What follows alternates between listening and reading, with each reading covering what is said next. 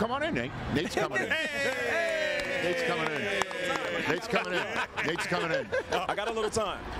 You were texting me last week, and I told you it's all good. I wouldn't be able to make it. But we're sitting here. We're a little behind. I got to get on the show. You're the best.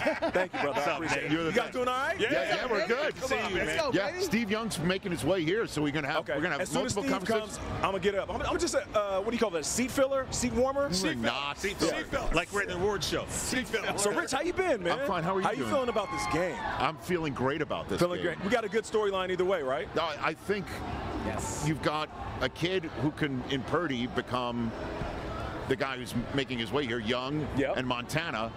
You could have him join Young and Montana and win it in his second year as a starting quarterback after being drafted last or in a very late round and getting the job due to injury. Who does that sound like to you? That sounds Tom like Brady. Tom Brady. Or Mahomes can win it and be the first quarterback to go back-to-back and win 3 out of 4 since Tom Brady. Like, it's either way, you know It what I'm always saying? points back to Tom Brady. Well, there's like 7 Super Bowls he's No won, doubt. I talked to Patrick Mahomes this week, and I'll tell you what, he has embodied the persona of a villain, more so than ever before. I saw something in his eyes that AFC Championship game, and I asked him about that. Yeah. I said, I'm not talking about what happened when you and Justin Tucker and Travis Kelce throwing his equipment around, but when I saw you walk on the field, you had a different look in your eyes, a different fire. And he kind of took a breath. He said, I did. He's been hearing the whispers, because I brought this up to him. In sports, we like it when you win. We might even love you, but we hate you when you're dominant. Look at Jordan and the Bulls, Jeter and the Yankees, Brady and the Patriots. There's a moment where a shift happens in the fan base. Collectively, we're like, tired of seeing that guy win. Even people felt that way about Steph Curry.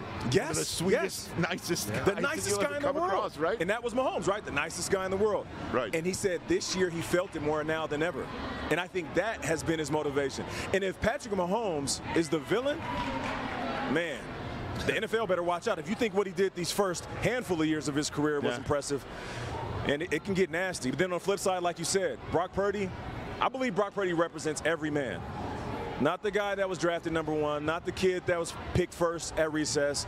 He's not the tall hunk that's in high school. He's the guy that gets overlooked. He's the one that's been chasing the craft and kind of gets pushed to the side. If he wins, I think his story speaks to all of us. More so than some of the superstars we praise. Yeah, I mean, certainly since we were talking about that on the show yesterday, that when did that kind of flip on Brock Purdy too? Because last year, his ascension was one of the greatest stories in the NFL that came to an end 100%. in the NFC Championship game. And now here he is coming back from that injury and playing superb football. No doubt. But doesn't have enough of the resume as Mahomes, and people are talking about what Purdy can't do instead of what he has done. It's really weird, man. It is weird. It's like everybody's trying to find a reason why we don't want to give him credit. Yeah, he had a slump during the season, those 3 games where they slid. But my man, he is ice in his veins, man. Like, I was talking to certain players on the roster for the 49ers, and like the most impressive thing about him is that he always feels like he could do better. And he has been playing out of his mind. And I hate it when people say, well, he has Christian McCaffrey and George Kittle and Deebo Samuel and Brandon Knight. So what? Since when did we knock a guy for playing with talented people? Of course. It's crazy. So you're doing, how much of your pregame show are you doing? I'm doing the entire pregame show. I have a couple of sit-down interviews in there. Okay. We'll do that leading up to the game. Right before the game, when you head over to the Nickelodeon booth. That's right. So when you're going to do right up to kickoff? Right up to kickoff. And go in with Noah and call the game in the booth. And then at halftime, change clothes again, sit down with the big fellas. So you've got CBS clothing and you've got Nickelodeon clothing? I got the suit and tie, Timberlake style, and then I have the kid-friendly outfit for the Nickelodeon viewers. Now, did you check a bag for the Super Bowl? Yeah, I'll let CBS send the bag. See, okay, that's what happens. I gave them crap. These guys over here, these guys check bags. Well, for 3 days. We didn't 3 days. have, 3 days. We did not have the ship ahead option. Okay. I'm happy to give you the ship ahead option. So, but happy to you dripped out. You got the bandana with the flannel. Maybe you'll understand me a little bit more. Yeah. I had to bring wardrobe options. I had to bring sneakers. I couldn't just roll up and you can't have one pair of sneakers. Nate, we can't do that. That's a fact. You got to look. If you wear the same sneakers all week, I'm gonna call you out on it. Thank you. I couldn't do that. You know what I'm saying? So I had to have options. And you got a set. You probably had a separate carry-on for your accessories. You got all kind of stuff on. I see you, fam. You know the routine, Nate. Come on, we here, baby. Yeah. Come on, thank you. Size 13s as well. He was complaining. Yeah, they can't fit in like a carry-on. I got big feet. Yeah, I'm a tall drink of water. I got to stretch out. Exactly. Wow, that's impressive. So you're going to be quick changing, and you're going to be changing, yeah. and you're going to be doing the desk analysis, boom, and then headset analysis. Yeah, in a kid-friendly way. Slime, got Slime, got SpongeBob in the booth with us, Patrick. Yeah. And then we do the post game, and then I got to wake up a few hours later and co-anchor the show from Vegas for CBS Morning. Wow. So I got to wake up at 2 a.m. It's going to be one hell of a week. You're doing your thing. News, sports, and slime. Rich, that's why you are the best, man. Well, thank you. I can appreciate you saying that, but coming in 2003 at the NFL Network, that was when I first came on as a player. That's right. Joined 10 years later as an analyst. From the day I met you, you've been showing that if you grind, you will be rewarded. So thank you for leading the way. Now, I'm going to get out of the way because we have the man, the myth, the legend. No. Take a seat. Sit down. Steve Young. Take a seat. What's up, Steve Young? How are you? Good to see you. Good to see you too. You good? Yeah, I'm good. Okay. It's kind of crazy around here, isn't it? It's you're on your own down here. Yeah. It's about a mile on the other side of the mountain. Yeah. And it's fine. I got the Sherpa and we came over the top and we're good. Well, here's the thing is I got like 2-3 minutes for you. So, but maybe you could stay put. Rod Woodson's coming out here too. You got to run out of here. I'm good. You good? I'm good. I'm here. Look, I don't. We made it. Go back over the mountain. I don't want to do Leslie. I mean, I can't have Steve Young sit here and I'm moving in. Kick him out after 2.5 minutes. So that's what we're gonna do. We'll have you and Rod Woodson chill together if you're fine with that. That'd be great. Okay, cool. So when did you get here? You just got here? I just got here. Yeah. Okay. Yeah. Do you need to put that? You got is that gum or something like that? It's a culture. We're good. I'm an athlete. This is amazing. You almost went I'm athletic. Full Mickey Loomis. Wasn't that the other day the GM of the Saints? He was chewing gum during his press conference. All right, so do you want to give me a sense of who you think's going to win the Super Bowl? I know you can't. You're calling a game. I've been waffling back and forth, and I'm gonna give my. So then, what do you think? What do you think it'll come down to then, Nate? I think it's going to come down to the trenches. I believe Brock Purdy has shown that he plays big in big moments. Patrick Mahomes, he's everything you thought he is and more. So he will be clutch. It's which defensive line and linebacker group can get these quarterbacks off their pivot. Patrick Mahomes loves to extend plays with his legs. He's not afraid to move and throw.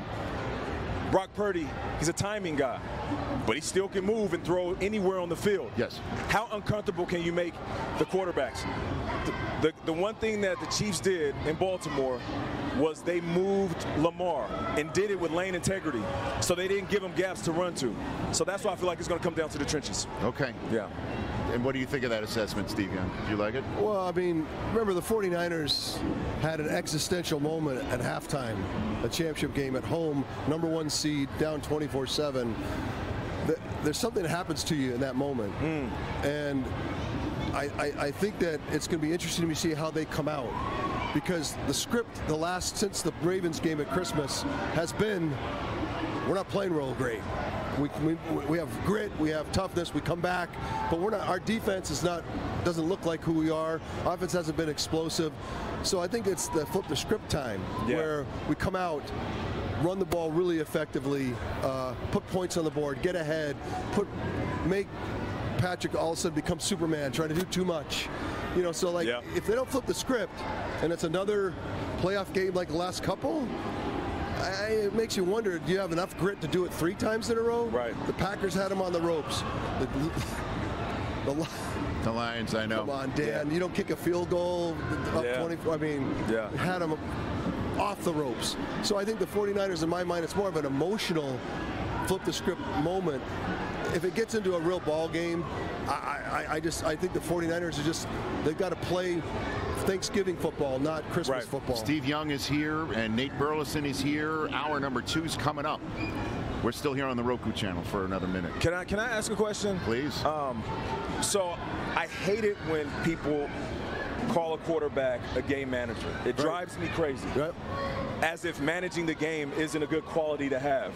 Now they have applied this to Brock Purdy. It's like they're finding reasons not to give him credit. So when you look at him, because I've been a fan of Brock since day one, when you look at him, what is his intangible? What's his thing that separates him? First of all, even before you answer, you have to boil it down to just 50 seconds as well, because we're almost will off we the air. that fast? Yeah. All right, look.